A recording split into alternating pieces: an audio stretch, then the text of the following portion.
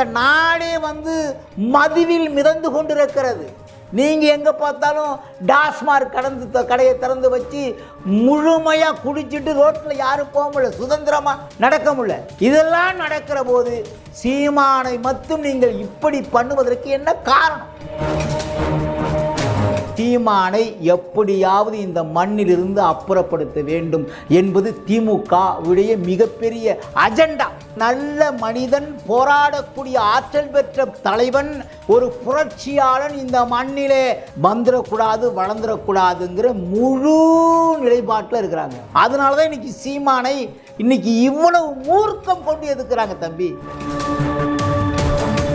இயற்கை ஒரு காலகட்டத்திலும் ஒரு தலைவனை உருவாக்கும். அப்படி உருவாக்குதான் ஐயா காமராசர் அவர்கள், கக்கன் அவர்கள், இப்படி ஒவ்வொரு தலைவர்களை உருவாக்கி சமூகத்தை சீராக்குவதற்கு நிற்கும். அப்படி இயற்கை உருவாக்கப்பட்ட ஒரு தலைவன் தான் சீமான். குற்றச்சாட்டு எதையோ கொண்டு வந்து பார்த்தாங்க. ஆனால் கடைசியா அந்த விஜயலட்சுமி என்கிற ஒரு பெண்ணை வச்சு அசைச்சு பார்க்கலான்னு பார்க்குறாங்க. 1% கூட நான் அப்பயே சொன்னதான், ஒரு இதுவும் பிடுங்க முடியாதுன்னு நான் சொல்கிறேன். சீமான் என்கிற ஆற்றல் பெற்ற ஒரு மனிதன் இந்த மண்ணை ஆள்வதற்கு இயற்கை நிர்ணயம் செஞ்சிட்டது. அது யாராலும் தடுக்க முடியாது தம்பி. சீமானுடைய கருத்தியல் எதிர்கால சந்ததியை மேன்மைப்படுத்துவதற்கு, சீரமைப்பதற்காக இருக்கிறது. அதனால் சீமான் நிற்கிறேன். இந்த கருத்தியலை ஏந்தி என்னை போல பல கோடி தம்பிகள் நிற்கிறாங்க. அதனால் சீமான ஒன்றுமே பண்ண முடியும்னு சொல்கிறேன். அரசியல்கள நேயர்களுக்கு வணக்கம். இன்று நம்மோடு இணையும் சிறப்பு விருந்தினர் நாம் தமிழர் கட்சியின் கொள்கை பரப்பு செயலாளர் திரு இடிமுரசு அவர்கள். வணக்கம் சார். வணக்கம் தம்பி. எப்படி இருக்கீங்க சார்? நல்லா இருக்கேன் தம்பி. சார், சீமான் அவர்களை இழிவுபடுத்தும் விதமாக சென்னை முழுக்க திராவிட பெரியார் கழகம் போஸ்டர்லாம் ஒட்டியிருக்காங்க. ஒரு மாநில கட்சியாக அங்கீகாரம் பெற்ற ஒரு தலைவரை இந்த மாதிரியாக இழிவு செய்கிறத எப்படி சார் மக்கள் எடுத்துப்பாங்க? இதுதான் திமுக பண்ணுது. திமுகவுக்கு தெரிஞ்சு போச்சு. தமிழ்நாட்டில் அடுத்த முதலமைச்சர் சீமானு தெரிஞ்சு போச்சு. அதனால் நீங்கள் பார்த்தீங்கன்னா திராவிடர் கழகம்னு சொல்கிறாங்க. அது திராவிடர் கழகம், தமிழர் பேரவை அப்படின்லாம் சொல்கிறாங்க. அது எதுவுமே கிடையாது. எல்லாமே திமுக கிட்ட வாங்கி தின்னுட்டு அது மாதிரி போஸ்ட் போடுறோம். அதாவது திராவிடர் கழகம் என்பது ஒரு காலத்தில் பெரியார் சம்பந்தமாக வந்தது தான்.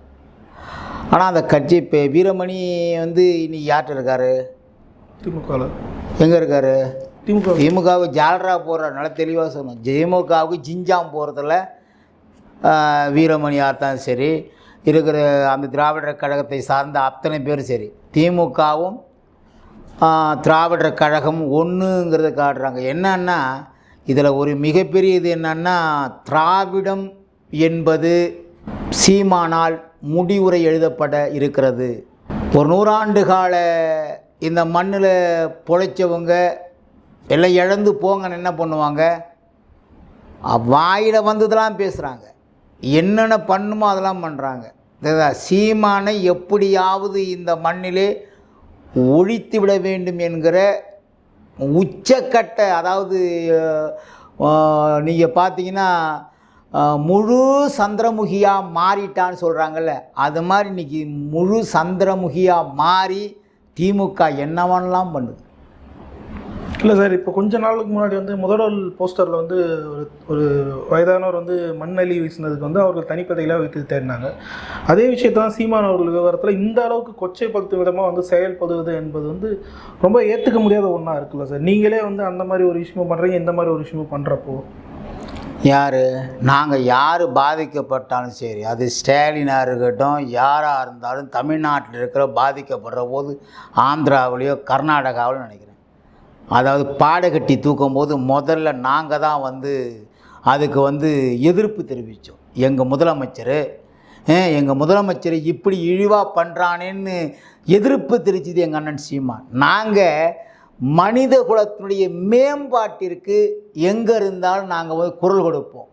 ஆனால் தன்னுடைய வாழ்வு நிலை பாதிக்கப்பட போகிறது, நம்முடைய ஆட்சி அதிகாரம் பறிபோக போகிறது அப்படிங்கிற ஒரு காரணத்தை வச்சு என்ன வேணும் திமுக பண்ணும், இப்போ இல்லை, நீங்கள் தொன்று தொட்டு பார்த்தீங்கன்னா, தொடர்ச்சியாக பார்த்தீங்கன்னா, தான் வாழ்வதற்கு எதை வேண்டாமாலும் திமுக செய்யும். உதாரணத்துக்கு அந்த தினகரன் பத்திரிகை அலுவலகம் எப்படி எரிக்கப்பட்டது, ஏன் எரிக்கப்பட்டது? நாங்கள் வரலாற்றை சொல்லணும்னா திமுக இன்னும் வந்து தலைநிமிரவே முடியாது. ஒரு நோக்கத்திற்காக நாங்கள் போராடிக்கிட்டு இருக்கோம், எங்கள் வழியில் போய்கிட்டு இருக்கிறோம். எங்கள் வழியை எப்படியாவது தடுக்கவே நினச்சிருக்கோங்க. நாங்கள்லாம் தடையை தவிடுபொடி ஆக்கணும். நீங்கள் பார்த்தா தெரியும், உங்களுக்கு தெரியுதுங்களா? இதெல்லாம் எதுக்காக நடக்குது? திராவிடத்தை இந்த மண்ணிலிருந்து வேறு இருக்க வேணும்னு நாங்கள் சொல்கிறோம், அதெல்லாம் முடியாதுன்னு அவங்க சொல்கிறாங்க. பார்ப்போம். 100 ஆண்டு காலம் பெரியார் பெரியார் பெரியார் பெரியார், சோறு திங்க வச்சது பெரியார், கோமணம் கட்டி விட்டது பெரியார், சட்டை போட வச்சது பெரியார், சாதி ஒழிப்பு ஏற்படுத்துனது பெரியார்னு சொல்லிக்கிட்டு கிடந்தீங்க. நாங்கள் அதை மறுக்கலை, போராடினார் சொல்கிறோம். நாங்கள் என்ன சொல்கிறோம், இப்போவும் தெளிவாக சொல்கிறோம், பெரியார் போராடினார், பெரியார் மட்டும் போராடினார். எங்களுக்கு எதிர்ப்பாக தான். அதை ஏற்றுக்க மாட்டேங்கிறீங்களே. அதுக்கு என்னென்னலாம் சப்பக்கட்டு கட்டணுமோ, எப்படியெல்லாம் சப்பக்கட்டி கட்டி நிமித்தி ஒன்றுமா பார்க்குறீங்களே. 100 ஆண்டு கால அந்த பிம்பத்தை வந்து உடைச்சிது எங்கள் அண்ணன் சீமான். இன்றைக்கி வந்து பெரியாரை பற்றி யாரெல்லாம் வந்து அப்படி இப்படி வந்து பெரிய கோட்டை கட்டி வச்சுருந்தாங்களோ அதெல்லாம் தவிடுபடி ஆகி போச்சு. பெரியாருடைய உண்மை நிலவரத்தை வந்து எங்கள் அண்ணன் சீமான் சொன்னதுனால இது மிகப்பெரிய எதிர்ப்பாக இருக்குது தமிழ்நாட்டில். அதான் சார், சீமான் அவர்கள் வந்து கருத்தியல் ரீதியாக தான் திமுக வந்து அடிக்கிறாரு. சீமான் அவர்களை வந்து கருத்தியல் ரீதியாக வந்து திமுக எதிர்க்க அஞ்சு தான் இதற்கு முன்னே மதுரையில் இதே மாதிரி போஸ்டர் ஒட்டி இழிவுபடுத்த பார்த்தாங்க. தற்போது வந்து சென்னையில் இழிவுபடுத்துறாங்க. இதுதான் அவர்கள் ஆயுதமாக இருக்குது, வேறு எதுவும் இல்லைன்றதுனால இப்படி பயன்படுத்துறாங்க. கருத்து இல்லையே, என்ன கருத்து இருக்காங்க? கருத்து இருந்தால் தானே கருத்தியலாக மோட முடியும். கருத்து கிடையாது, எந்த கருத்துமே திமுக கிட்ட கிடையாது. கருத்தியலாளர்கள்லாம் போயிட்டாங்க. எங்கே போயிட்டாங்க? கருத்து சொல்கிறவர்கள், கருத்துரையாளர்கள், புரட்சியாளர்கள் எல்லாம் இன்றைக்கி திமுகவில் இல்லை. தெரியுங்களா? எல்லாம் எனக்கு தெரிஞ்ச வரை மன்னை நாராயணசாமி, நன்னில் நடராஜன், அதாவது இன்னும் சொன்ன புலவர் ஆடரசு, தஞ்சை கூத்தன், பெரிய பெரிய கருத்துரையாளர்களாக இருந்தாங்க. இப்போ இல்லை. அதனால தான் கருத்துன்னா இன்றைக்கி திமுக எந்த கடையில் விற்குதுன்னு கேட்கும். அதுதான் திராவிடத்தின் கடைசி ஆயுதம் விஜயலட்சுமி அப்படின்னு சொல்லிட்டு நாம் பார்த்தீங்களா? அதுதான் சொல்கிறீங்களா? ஆமாம், உண்மைதான். இப்போ என்னென்னா, இப்போ நான் நிறைய சொல்லுவேன், அது வேறு மாதிரி ஆயிரும். இப்போது ஒரு படிக்கிற பள்ளிக்கூடத்தில் ஒரு படிக்கிற பொண்ணு, அந்த பொண்ணை அழைச்சிட்டு வந்து வலுக்கட்டாயமாக அதாவது ஏதாவது பண்ணால் அது வந்து சமூகத்திற்கு கேடு, இழிநிலை அப்படின்னு பேசலாம். 2 பேர், அதாவது அந்த டைமில் வந்து அந்த பேர் சொல்கிறாங்களே அவங்க, இந்த இந்த பிரச்சனைக்கு உரியவங்க, அவங்க ஏதாவது வந்து மறுப்பு தெரிவிச்சிருக்காங்களா? ஏதாவது மறுப்பு இருக்கா? உடன்பட்டு ஒருத்தவங்க வந்து போகிறாங்கன்னா அது வந்து மனசு சம்மதிச்சு போகிறாங்கன்னா அது எப்படி அது வந்து பெருசாக்குறது, பெரிய பிரச்சனையாக்கி அந்த அம்மா அந்த பொண்ணே ஒருத்தர் சொல்லியிருக்கு. என்ன சொல்லியிருக்கு? சீமானை தமிழ்நாட்டில் ஒன்றுமே பண்ண முடியாது, திமுக அரசால் எதுவும் பண்ண முடியாது, நான் எங்கள் ஊருக்கு போகிறேன்னு. அது அப்பயே ஊருக்கு போச்சு. எங்கே? கர்நாடகாவுக்கு போச்சு. கர்நாடகாவுக்கு போன அந்த பெண்மணியை மறுபடியும் சென்னைக்கு வர சொல்லி அதை வந்து உந்து சக்தியாக முன்னிறுத்தி இதெல்லாம் பண்ணுறது யார்? மறுபடியும் வந்து கட்டுக்கட்டாக பணம் கொடுத்து நீ வந்து சீமானை பற்றி பேசு அப்படின்னு சொன்னது யார்? அன்னைக்கே வந்து அந்த வழக்கு இல்லைன்னு சொல்லி இன்றைக்கி மறுபடியும் அந்த வழக்கை வந்து இப்போ ஒரு வழக்கு எங்கள் மேலே போடுறாங்க, நாங்கள் அது சம்மந்தமாக இல்லை, எங்களை அந்த வழக்கிலேருந்து விடுவீங்கன்னு நாங்கள் சொல்கிறோம். அரசு என்ன பண்ணோம்? அதாவது சட்டத்துறை என்ன பண்ணோம்? நீதிமன்றம் விசாரித்து என்ன முடிவு சொல்லுவாங்க, அது என்ன பண்ணுமோ அதை பண்ணி விட்டணும். மறுபடியும் வந்து அந்த பெண்மணியை உசுப்பி விட்டு அந்த பெண்மணிக்கு கட்டுக்கட்டாக பணத்தை கொடுத்து மறுபடியும் வந்து நீங்கள் வந்து பேசுங்க. நீங்கள் உங்களுக்கு தெரியும்னு நினைக்கிறேன், மாதத்துக்கு 2 காணொளி அந்த பெண்மணி போடுது. யாருடைய இதில் போடுது? முழுமையாக நான் சொல்கிற குற்றச்சாட்டு திமுக தான். திமுகவுக்கு நல்லா தெரிஞ்சு போச்சுங்க, தமிழ்நாட்டில் அடுத்த 2026 சீமா முதலமைச்சராக வந்துடுவார், நம்ம பப்பு இந்த எடுபடாது, வேகாதுன்னு தெரிஞ்சு போச்சுங்க. அதுதான் வந்து சீமானுடைய வளர்ச்சியை தடுப்பதற்கு, சீமானுடைய முன்னேற்றத்திற்கு தடை செய்வதற்கு திமுக என்னென்ன வேலையை செய்தோ அதெல்லாம் செய்யுது. இந்த போஸ்டர் விவகாரத்தில் சார் நாம் தமிழர் வந்து எந்தவித எதிர்ப்பும் இது வரைக்கும் காட்டாமல் தான் இருக்காங்க. இதை கடந்து போயிடலாம் அப்படின்னு சொல்லிட்டு இருக்கீங்களா? எதை கடந்து போகலாம்? இந்த போஸ்டர் ஒட்டின விஷயத்தை வந்து பெருசாக எடுத்துக்காம ஏங்க இப்போ அதாவது ஏதாவது ஒரு செய்தி சொன்னால் பரவாயில்ல, அவதூறே வாழ்நாள் முழுவதும் நீங்கள் சுமத்துறீங்கன்னா எதைங்க கடந்து போகிறத? எல்லாத்தையும் கடந்து போயிட்டு தான் இருக்கிறோம். இப்போ நீங்கள் நான் அப்புறம் பேச ஆரம்பிச்சிடும். நான் உங்களுடைய குடும்பத்தில் இல்லாத என்ன பிரச்சனை இருக்குது? திமுகவை சொல்கிறேன். திமுகவில் இப்போ உங்கள்கிட்ட அந்த பிரச்சனை இல்லையா? நிச்சயமா விஜய் ஏற்று நான் சொல்கிறேன், நான் கேள்விப்பட்டது தான். விஜய் அதாவது வந்து கண்ணகி சிலையை கடற்கரையிலே திறந்தது எங்கள் பாட்டி கண்ணகிக்கா? நான் சொல்ல, இது சொன்னது அவனுடைய அந்த அதிமுக காரவங்க பல பேர் சொன்ன. நான் சொல்கிறேன், அது கூட போடுவான், ஐயோ அப்படி பேசிட்டான்னு. என்ன ஒரு அந்த முகத்தை பார்த்தா விஜயகுமாரி முகம் மாதிரி இருக்குது. இதே அதிமுக காரர்கள் சொன்னது தான். ஏன் வந்து அது விஜயகுமாரி முகமாக இருக்குன்னா கலைஞர் அந்த இதை வச்சிருக்கிறாரு. நான் சொல்லவா, அந்த நிலைப்பாடு இருக்கா? அவங்க அப்பாவுக்கு அந்த இது இருக்கா இல்லையா? அந்த அது யார், அது பாத்திமா ரவி, பாத்திமா பாபா, அவங்களுக்கு வந்து தொடர்பு இருக்குன்னு இன்னும் வரையும் பேசிகிட்டு இருக்காங்களா இல்லையா? இதெல்லாம் நாங்கள் உள்ளே போகிறோமா?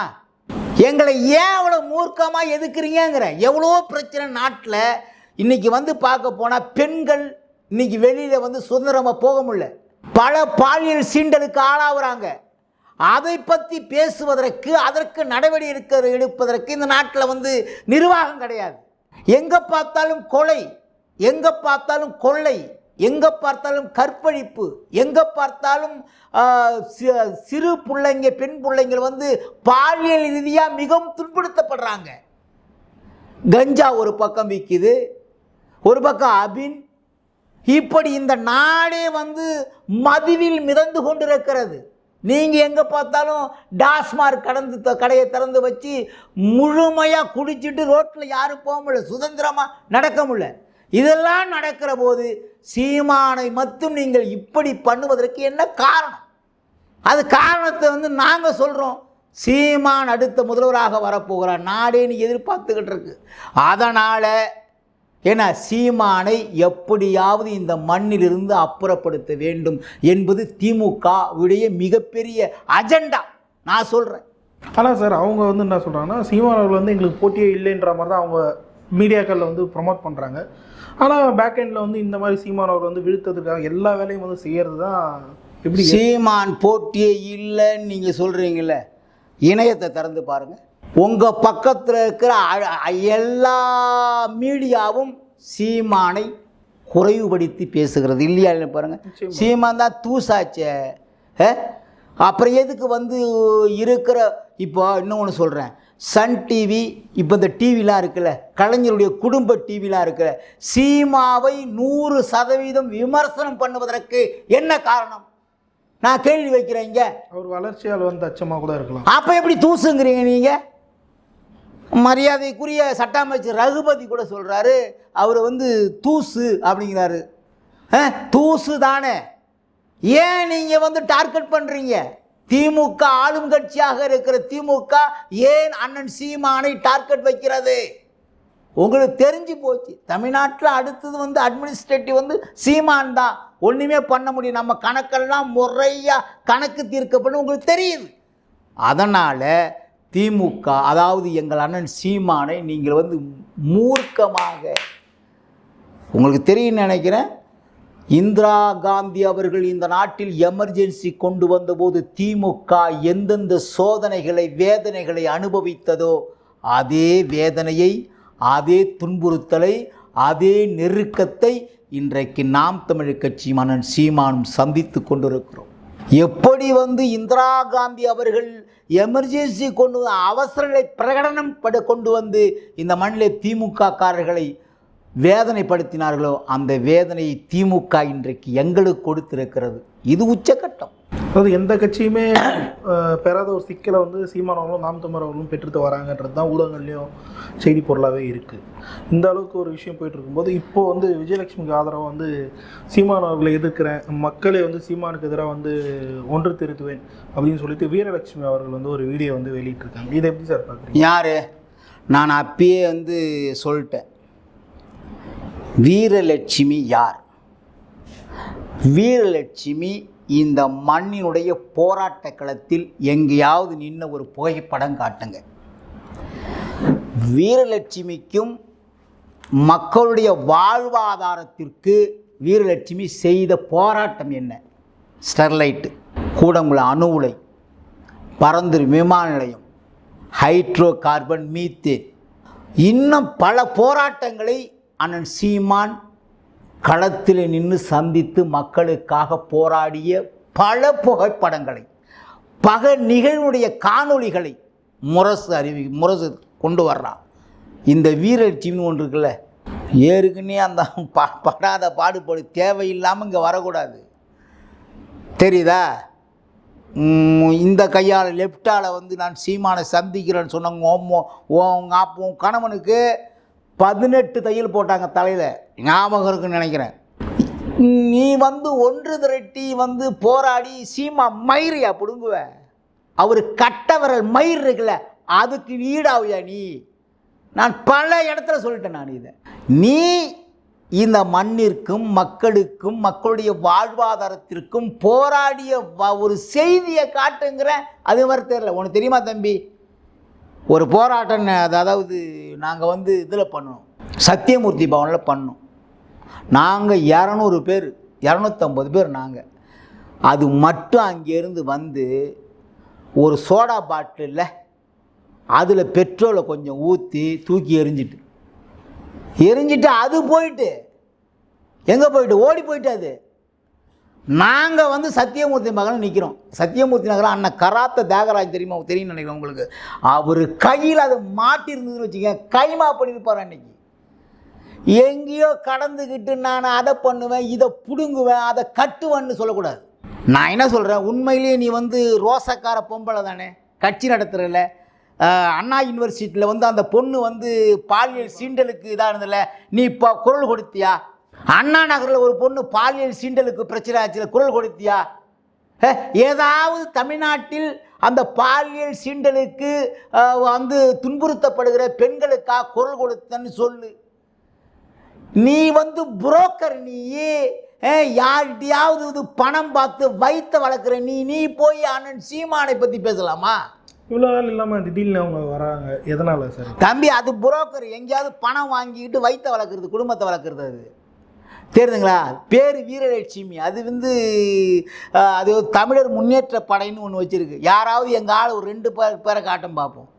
அது உண்மை சுத்த தெலுங்கச்சு. அது நான் தெளிவாக சொல்லலை, தெலுங்கு மொழி பேசுகிறது. அது தெலுங்கர்களை எல்லாம் நான் குறை சொல்ல, எல்லாம் எங்கள் அண்ணனா, தம்பியா, மாமனா, மச்சானா, அங்காளியா, பங்காளியா இருக்கிறான் தமிழ்நாட்டில், அவனை குறை சொல்ல.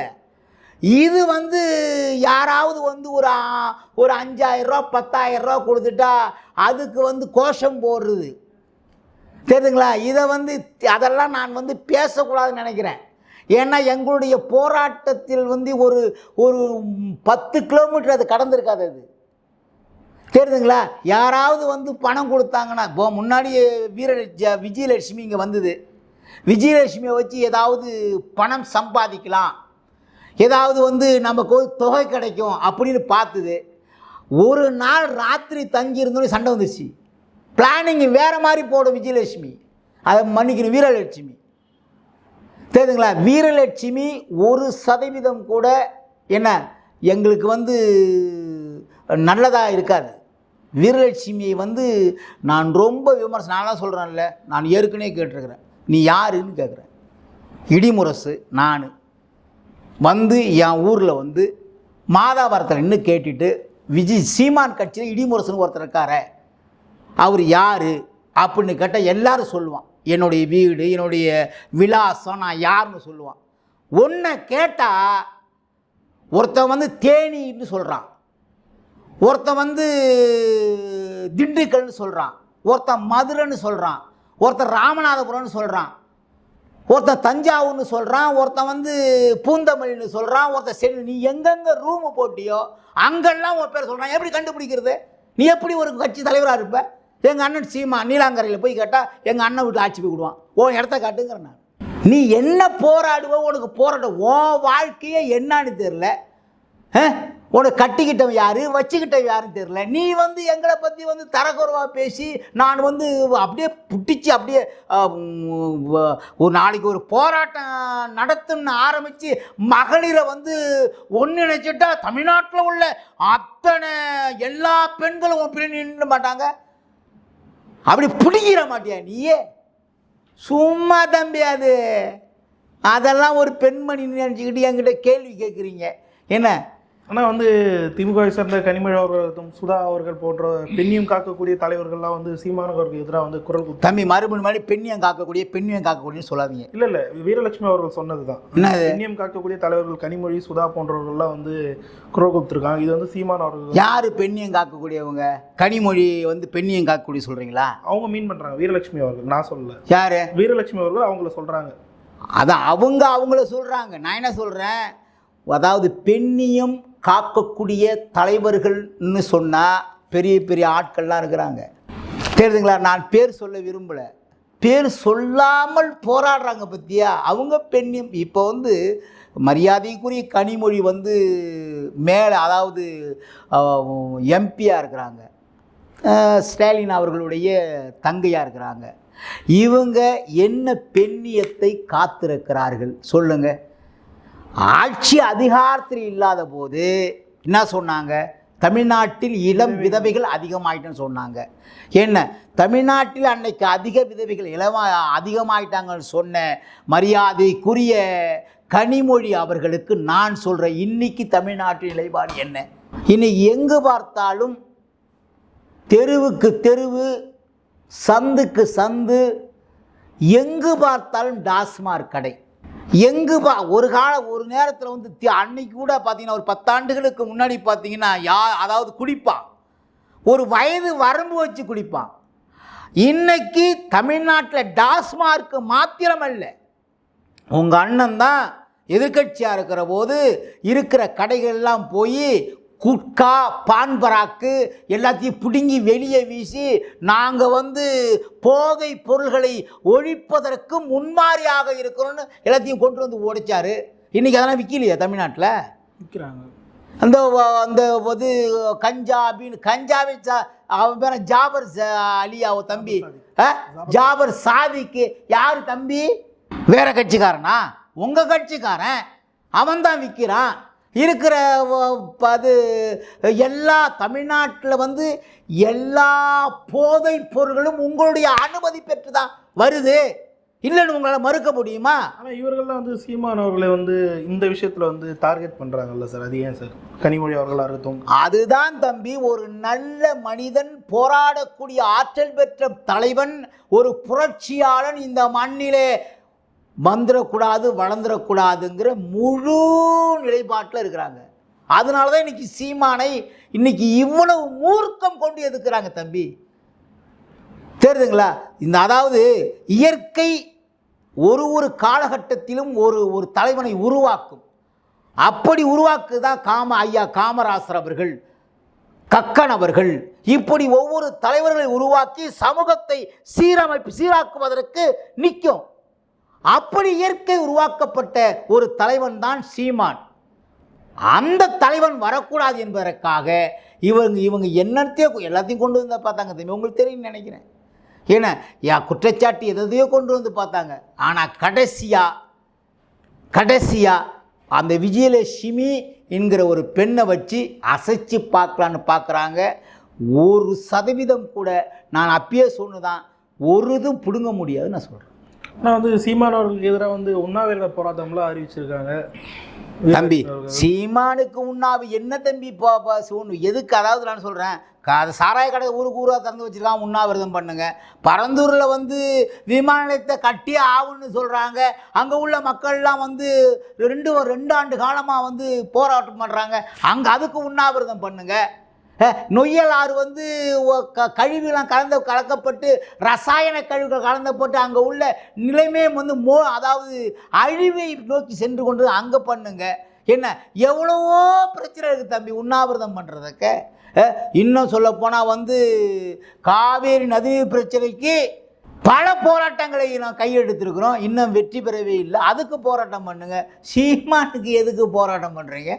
தன்னை வந்து விளம்பரப்படுத்தி கொள்ளவா இருக்குமா சார்? சீமான் அவர்களை டார்கெட் பண்ணி தங்களை வந்து விளம்பரப்படுத்திக்கலாம். அது ஒரு வகையில் உண்மைதான். சீமானை வந்து பேசினாதான் அவன் வளர முடியுங்கிறது ரொம்ப ஊடகங்கள் பண்ணிக்கிட்டு இருக்கு. அது உண்மைதான் தம்பி. நான் சொல்கிறேன் தம்பி, சீமான் என்கிற ஆற்றல் பெற்ற ஒரு மனிதன் இந்த மண்ணை ஆள்வதற்கு இயற்கை நிர்ணயம் செஞ்சிட்டது. அது யாராலும் தடுக்க முடியாது தம்பி. தெரியுதுங்களா? நீங்கள் என்னதான் கூப்பாடு போட்டாலும், கத்துனாலும், கதறினாலும், முக்கினாலும், முனிவினாலும் 2026 அண்ணன் சீமான் அவர்கள் முதலமைச்சராக வருவார் தம்பி. அதில் எந்த விதமான மாற்று கருத்தும் இல்லை. இந்த அச்சத்தின் வெளிப்பாடு தான் இந்த மாதிரி போஸ்டர் வெட்டுறது. நடிகை உடனே அந்த போஸ்டரை பார்த்தீங்களா? போயார்னு எழுதிக்கிறான், பெரியார்னு எழுதிக்கிறதுக்கு போயார் பார்த்தீங்களா? அது அதில் மேலே ரீயில் வந்து அந்த ராவில் வந்து ரீயை போட்டுக்கிறான். இவன்லாம் வந்து ஒரு சமூக நீதி காக்கிறவனா? கூலிக்கு மாரடிக்கிற அல்ப பயலுங்கவன்லாம் என்ன தெரியாது. யாரோ சொல்கிறான் பணம் கொடுக்குறேன் நீ போஸ்டர் அடிங்கிறான். ஃபெர்லிங் மிஸ்டேக் கூட தெரியாது அவங்களுக்கு, நல்ல ஒரு அறிவாளிக்கு. அதனால் இதெல்லாம் பணத்தை கொடுத்தா சொல்கிறான்ல, ஆடுறா ராமான்னு கையில் கொம்பை வச்சுட்டு ஆட்டினா ஆடுவான். அந்த மாதிரி நீ கட்சிக்காரன் மாட்டினா, திமுக கட்சிக்காரன். அது நடந்துக்கிட்டு இருக்கு. திமுக வந்து டைரெக்டாக வந்து இன்வால்வ் ஆக மாட்டாங்க. பெரியார் இயக்கங்களை தான் ஏவி விடுறாங்க சீமான் மீது. யாரு? திமுக சொல்கிறேன், சீமான் அவர்கள் மீது வந்து இப்போ வருவான் பாரு. இப்போ உனக்கு வேறு வழி கிடையாது. இப்போ சீமானு திமுக தான் மூர்க்கமாக எதுக்குறது உலகத்துக்கே தெரியும் தம்பி. தெரியுதுங்களா? முன்னிலைப்படுத்தாமல் இந்த காசுக்கு மாரடிக்கிறவன், கறிகஞ்சி குடிக்கிறவன், இந்த பசங்கள்லாம் முன்னாடி வந்து நிற்கிறான். இந்த 32 இயக்கம்னு கூட நாங்கள் சொல்கிறோம்ல, அவன்லாம் வந்து அவனுக்கு வச்சு கோல் எடுத்து ஆடுற குரங்கு மாதிரி இருக்கிறான். அதெல்லாம் நடந்துக்கிட்டு இருக்கு. சீமானை எவனும் எதிர்க்க முடியாது தம்பி. நானும் சொல்கிறேன், சீமானை எதிர்ப்பதற்கு, சீமானுடைய கருத்தியலை பேசுவதற்கு, எதிர்த்து பேசுவதற்கு இன்னும் தமிழ்நாட்டில் ஒரு ஆள். நான் தான் சொல்கிறேன், 54 வயசு, 54 ஆண்டு காலம், 24 வயசில் எங்கள் அப்பா அரசியலை என்னை கொண்டு வந்தார். எனக்கு 30 ஆண்டு காலம் திமுகவில் பேசியிருக்கிற அதாவது திமுக விஜயகாந்த் கட்சியில் பேசியிருக்கிற இந்த வயது நான் எந்த கட்சியில் பேசினாலும் 10,000 ரூபா ஒரு பொதுக்கூட்டத்துக்கு வாங்கலாம், 20,000 வாங்கலாம். ஏன் சீமானு நிற்கிறேன்னா, சீமானுடைய கருத்தியல் எதிர்கால சந்ததியை மேன்மைப்படுத்துவதற்கு, சீரமைப்பதற்காக இருக்கிறது. அதனால் சீமானு நிற்கிறேன். இந்த கருத்தியலை ஏந்தி என்னை போல பல கோடி தம்பிகள் நிற்கிறாங்க. அதனால் சீமானை ஒன்றுமே பண்ண முடியும்னு சொல்கிறேன். பல்வேறு கேள்விக்கு தலைவர்கள் வச்சு நேரத்துக்கு நன்றி தம்பி. அரசியல் கருத்து வந்து அரசியல் சப்ஸ்கிரைப் பண்ணுங்கள். நன்றி.